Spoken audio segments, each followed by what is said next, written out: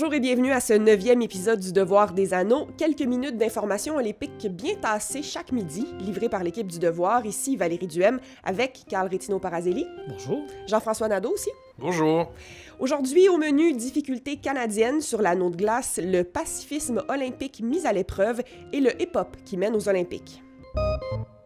D'abord, les Canadiennes ont manqué le podium au relais en patinage de vitesse courte piste pour la première fois depuis les Jeux d'Albertville en 92. C'était la première fois où il y avait du patinage de vitesse courte piste aux Olympiques.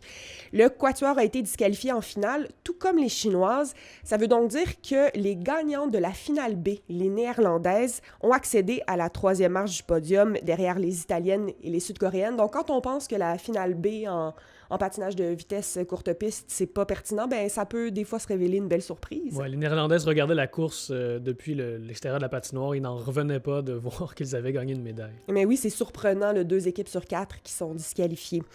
Sinon, 3 des membres de l'équipe, Marianne Saint-Gelais, Valérie Maltais et Kim Boutin, ont avancé vers les quarts de finale aux 1000 mètres.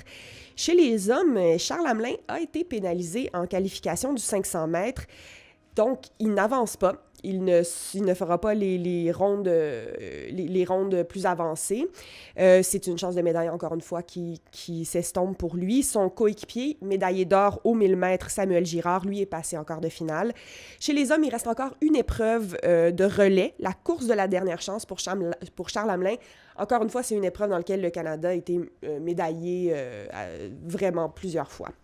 Les Jeux de Pyeongchang ont officiellement un roi, c'est le Français Martin Fourcade. Je pense qu'on peut lui donner jusqu'à nouvel ordre ce titre-là. Il a participé au relais mixte en biathlon. Il a remporté sa 3e médaille d'or des Jeux, sa 5e en carrière. Un grand champion. Ouais, le Français le plus titré de l'histoire des Jeux d'hiver maintenant, seul en tête. Oui, exactement. Finalement, je vous rappelle, parce que c'est tellement spectaculaire, mais la skieuse acrobatique Cassie Sharp a remporté la médaille d'or en demi-lune la nuit dernière. Elle n'a pas été inquiétée. À partir des descentes d'entraînement, elle a pratiquement assuré sa victoire dès les premières descentes de la finale. Ça vaut vraiment la peine d'aller revoir son parcours en entier. Elle réalise ses sauts avec une assurance qui est surprenante pour l'intensité d'une course comme celle-là. Ouais, ça donne le goût d'essayer la demi-lune. Oui. Oh non. ça donne le goût de porter un casque en ski, Oui, en tout cas. assurément. Des coudières aussi. Oui. Les Jeux olympiques, c'est une des rares fois où la planète se réunit sans qu'une guerre soit nécessairement en cours. Et pourtant, Jean-François Nadeau, il y a quand même un héritage guerrier dans le programme olympique. Ah oui, d'ailleurs, il y a plusieurs historiens qui disent que, au fond, le sport, c'est une autre façon de faire la guerre, de la poursuivre en temps de paix. Ça a d'ailleurs été l'objet d'exercices pour poursuivre les exercices militaires. Hein. C'est un peu comme ça que sont nés d'ailleurs plusieurs sports. On le voit aux Olympiques. Il y a plusieurs sports qui sont les héritiers directs de pratiques guerrières ou de son substitut le plus habituel, c'est-à-dire la chasse. Quand on pense aux épreuves l'été de tir, que ce soit à l'arc, que ce soit à la carabine, tir à la cible, le lancer du javelot aussi, on voit bien d'où ça peut venir. La lutte gréco-romaine, on s'imagine bien que les modalités de ça, à l'origine, c'est certainement pas le plaisir de se chamailler sur un tapis mou. C'est beaucoup de sports qui viennent des origines des Olympiques aussi, qui sont là depuis le départ. Là. Absolument. Où c'est le plus visible, probablement, en tout cas dans les Jeux d'hiver, c'est certainement cette épreuve bizarre, a priori, quand on la considère, c'est-à-dire le tir à la carabine combiné avec le ski de fond, qui sont 2 épreuves qui vont pas du tout ensemble, a priori, puisque c'est un sport extrêmement imposant. Physiquement, ça demande des aptitudes extraordinaires. Le ski de fond, la pulsation, le rythme cardiaque augmente très, très rapidement.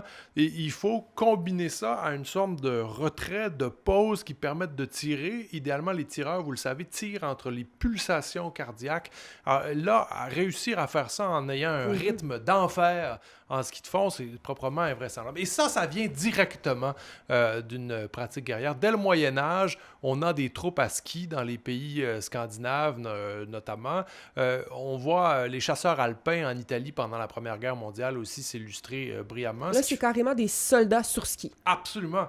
Et c'est à ce prix d'ailleurs que plusieurs batailles vont être remportées dans la neige, puisque la mobilité des soldats est davantage assurée s'ils sont montés à ski que s'ils calent dans la neige, faute de raquettes, par exemple. C'est un avantage stratégique pour les pays nordiques qui ont ces connaissances-là versus les adversaires qui viennent sur leur terrain. Oui, il y a beaucoup d'armées nationales, d'ailleurs, qui vont développer des unités spécialisées à ski.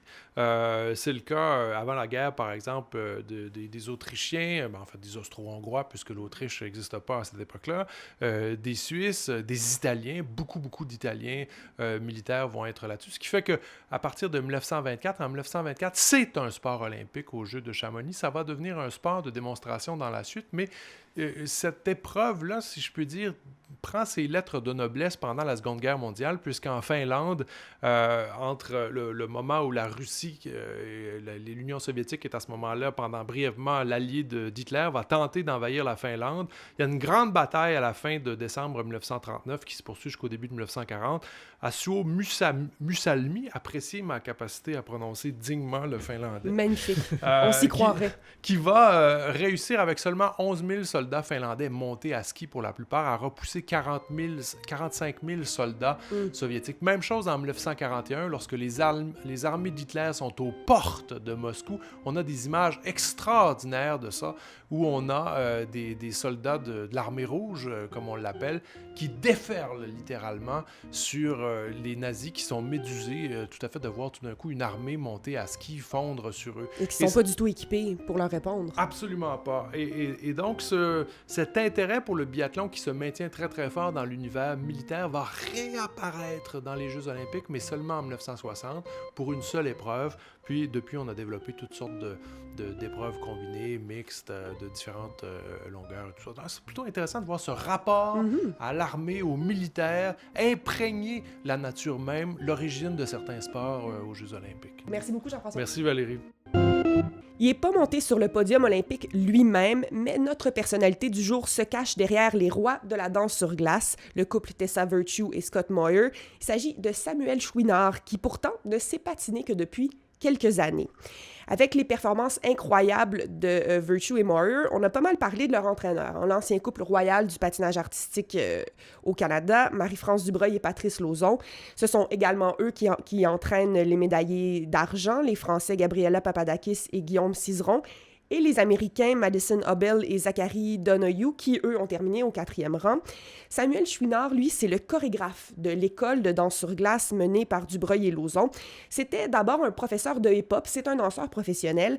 Les entraîneurs Dubreuil et Lauzon l'ont engagé pour donner des ateliers de hip-hop aux danseurs, et finalement, ils l'ont engagé pour devenir le chorégraphe. C'est quelque chose qu'il n'avait jamais fait pour des athlètes comme ça. Vous savez, le programme long là, sur la musique de Moulin Rouge, celui qui a fait tant jaser dans les médias, celui qui était apparemment trop sexuel pour les Jeux olympiques et qui a été adouci, bien, ça vient de lui, ça.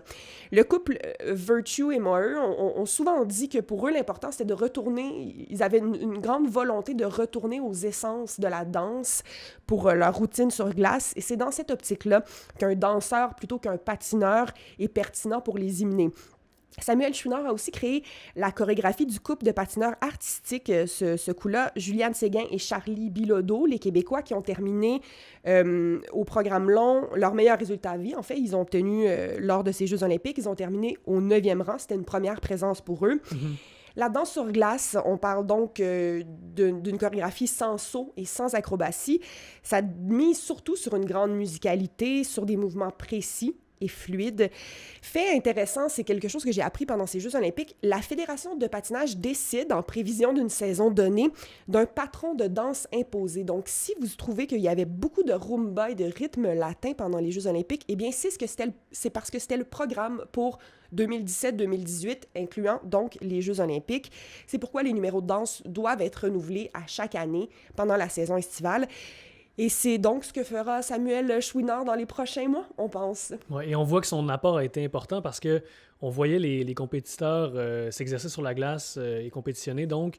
Et ceux qui sortaient du lot, c'est vraiment ceux dont on pensait qu'il n'y avait quasiment pas de patin. Là. On voyait quasiment des danseurs sur la glace. On oubliait que la glace était là.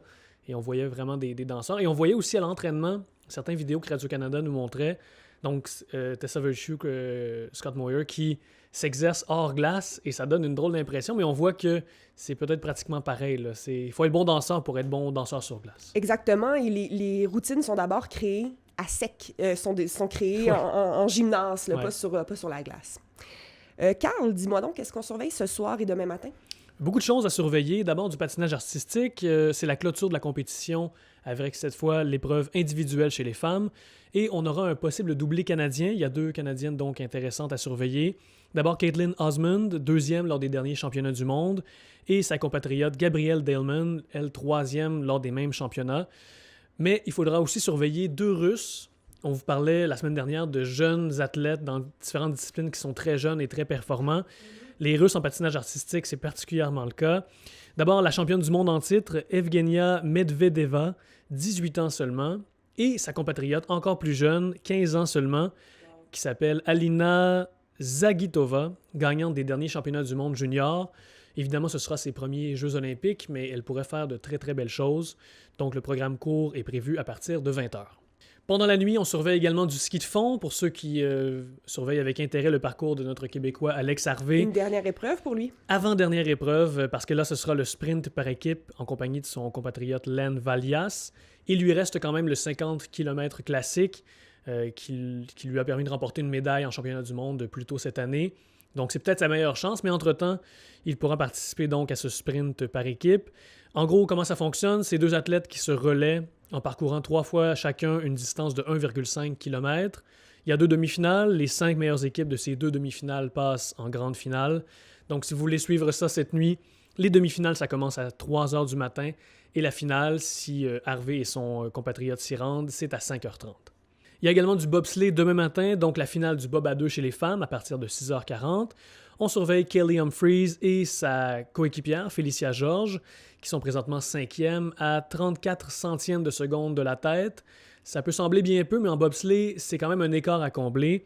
Pour vous donner une idée, hier, Justin Cripps et son coéquipier étaient à 10 centièmes de la tête en 2e place et ont terminé donc, comme vous le savez, à égalité. Mais bref, c'est pas impossible non plus, ça va dépendre des duos de tête. Pour le rappel, Humphreys est en quête d'un 3e titre olympique de suite. Et il y a aussi 2 autres paires canadiennes à surveiller qui sont présentement en 7e et 8e place, pas trop loin de la tête, donc c'est pas impossible de viser un podium là aussi. Et finalement, en patinage de vitesse longue piste, les Canadiennes sont en demi-finale de la poursuite par équipe face au Japon demain matin. Et évidemment, au sein de l'équipe canadienne, il y a Ivany Blondin, qui n'a pas connu les Jeux olympiques qu'elle espérait jusqu'à maintenant en distance individuelle. Elle voudra donc décrocher une première médaille olympique en carrière, après des performances donc un peu décevantes. En finale, les Canadiennes pourraient affronter, si elles s'y rendent, la gagnante de l'affrontement États-Unis-Pays-Bas. Donc, aussi bien dire que ce sont les Pays-Bas qu'elles devraient affronter en finale si elles s'y rendent. Si la hiérarchie mondiale est respectée. Oui, c'est ça. Les États-Unis qui ne sont pas exactement la grande puissance en patinage de vitesse, mais qui ont quand même fait un bon parcours jusqu'ici. Donc, la demi-finale Japon-Canada à 6h et les finales A et B, c'est selon. Ce sera à partir de 7h50. On va se lever tôt. Merci, Carl. Une petite suggestion de contenu intéressant à les consulter en attendant la reprise des compétitions ce soir. Le New York Times a publié hier un article sur les conducteurs de Zamboni, l'équipe qui s'occupe des glaces à Pyeongchang. Est-ce qu'il y a des gagnants là-dedans? Il y a des gagnants. En fait, ils sont une équipe assez imposante. La majorité sont des Canadiens et des Américains. Un fait intéressant, les conducteurs asiatiques, il y en a quelques-uns, mais ils font les glaces d'entraînement. Les grosses glaces, on confie ça aux Canadiens, aux Américains. Il y a une femme aussi sur l'équipe, une Américaine. Ils travaillent environ 16 heures par jour pendant toute la durée des Jeux olympiques. Et une autre information amusante, le New York Times a calculé que si